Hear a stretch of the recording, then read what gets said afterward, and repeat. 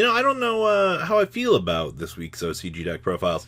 There's a lot to take in here. So, in a world where we left a Sky Striker alone, and we left, oh my gosh, like the Dragoon Engine alone, this is OCG Good Stuff.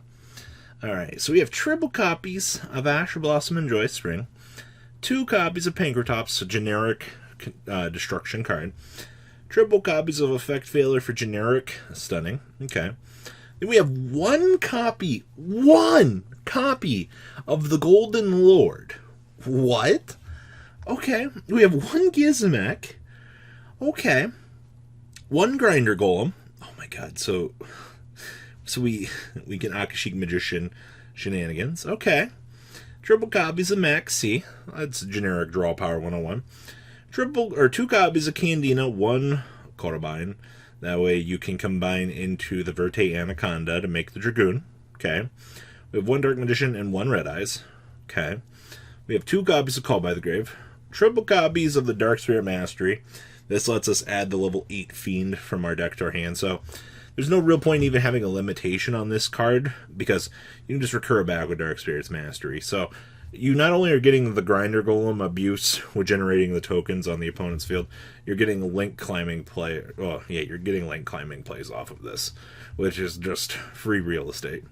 Triple copies of the Forbidden Droplet, so that we can do what our Good Stuff deck wants to do, which is create this relatively large board and watch our opponent go, you can't out everything we're doing.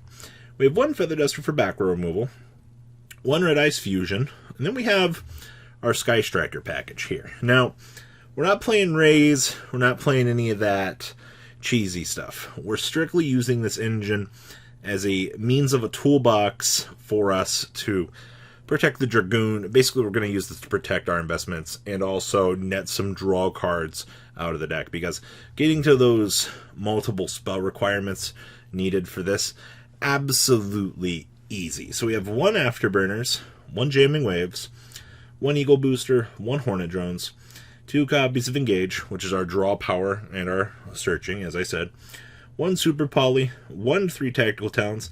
I've been seeing the OCG playing a lot of straight 1-ups with this, and I do think that, honestly, this might be the approach to go with just playing 1 of these.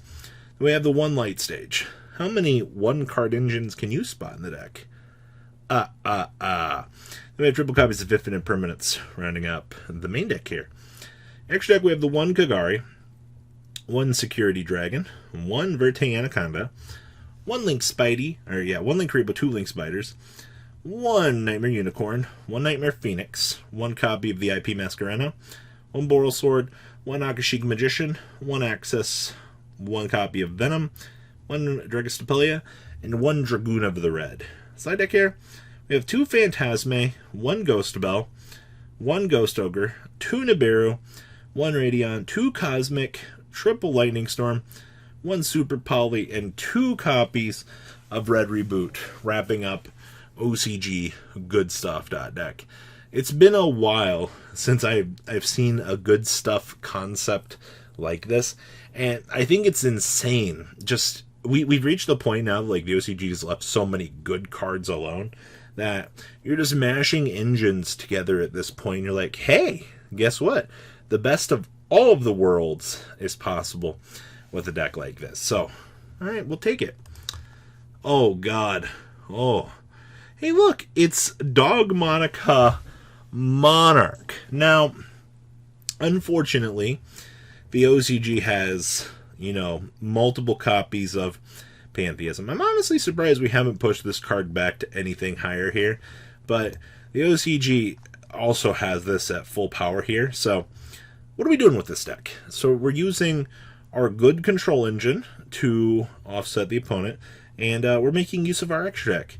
You know what Monarchs hate? Their extra deck, but that's fine, because we're going to use this to interrupt the opponent. So we're playing triple copies of Ecclesia, the Dogmatika Saint, 1 copy of Idea, the Heavenly Squire, triple copies of Aether to special summon the Monarch from the deck, mill off our recurable trap cards.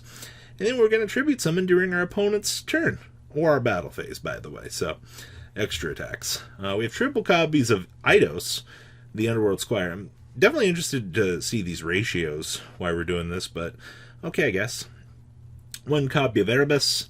Then we have the one Fleur-de-Lis, one Karaz, one Maximus, two copies of Mobius, one copy of Thestalos, and then, oh my god, we're playing one Zaborg, the Mega Monarch. Okay.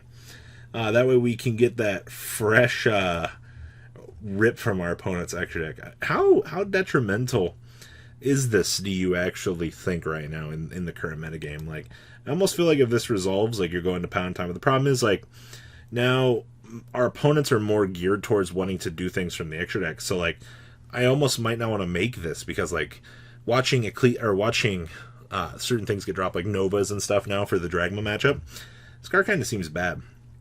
A triple Disciples of Nadir, two copies of Forbidden Droplet, triple copies of Pantheism, triple copies of Return of Thine Monarchs, triple copies of Tenacity, two copies of the Monarchs Storm Forth, one Dogmatika Punishment, two copies of Escalation of the Monarchs.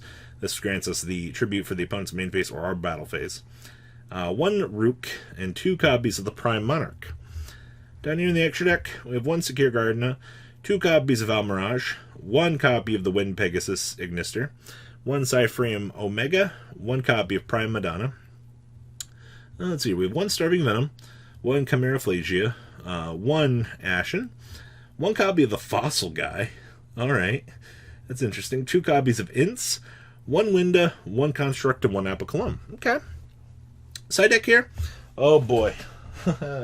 My favorite cards. Two Scythe, one Pankratops, two Ribble Majesty's Fiend, one Ariel, one Droplet, one Feather Duster, one Lightning Storm, two copies of Super Poly, and triple copies of Artifact Sanctum, wrapping up this interesting fortress of a deck. And then last but not least, we have everybody's favorite Rokket deck, and we have that Draconian Prison here. So you can target one monster in your opponent's graveyard, splash summon it to your field, but negate its effects. Then you can banish two monsters with the same type as each other, one from each field. You can only activate a Draconian Prison of Snow and Sky once per turn, but banishing our opponent's key resources seems like a good game plan. So we have triple copies of Absol Dragon, triple copies of Astral Blossom, Enjoy a Spring, one Effect Failure, triple copies of Magno Rocket, triple copies of Maxi for draw power someday. We have one Metal Rocket, one Rocket Recharger, triple copies of the Rocket Tracer, and triple copies of Silver Rocket. Spells, we have two Boot Sector Launch, two copies of Forbidden Droplet, one Harpy's Feather Duster, and triple copies of Quick Launch. Then we have two copies of a Draconian Prison of Snow and Sky, triple copies of Crackdown, interesting choice of card here, triple copies of Infinite Permanence, and triple copies of Solemn Stee Reich, wrapping up the main deck here. Extra deck, we have one Wheat Witch's Apprentice, triple copies of Striker Dragon, one Celine, one Quad Boral, one Heretic Seal, one Pisty, one Halley Fibrax, one Boral Sword, one Borreload, one copy of Boral End. So this is 3+ effect monsters. Now be destroyed by battle card effects. Also, neither player can target this card monster effects. This card can attack all of your opponent's monsters once each. Quick effect, you can target one effect monster on the field and one rocket monster graveyard. Negate the effects of that monster on the field if you do special summon that monster from your graveyard. Your opponent can activate cards or effects in response to this effect's activation. nice Link 5. One Axis Code Talker, one Dark End Dragon. Okay. And then we have one Borreload Savage Dragon. Side deck here, we have two Pankratops, two copies of Nibiru, triple copies of the Gamma Meister, one Cyphreum Driver, one Lightning Storm, two copies of 3 Tactical Talents, triple copies of Evenly Matched, and one copy of Imperial Order, wrapping up your set of deck profiles for this OCG Thursday. A little bit more competitive this week. Definitely a little bit of a more interesting view for what the OCG is doing for some of their choices, but alas, what do you guys think about these decks? Please leave a comment down below, tell me what you guys think, and well guys, I'll see you next time. Thank you, patrons, for making the ride never truly end. Without you guys' support, well, I would probably be doing Truffle Shuffle videos for a living. Guys, please check out VanCole40 for all of your Cardfight Vanguard content brought to you by MCole40. And if you are looking to pick up singles, check out mcolegames.com for your trading card game needs. Thanks for watching, everybody.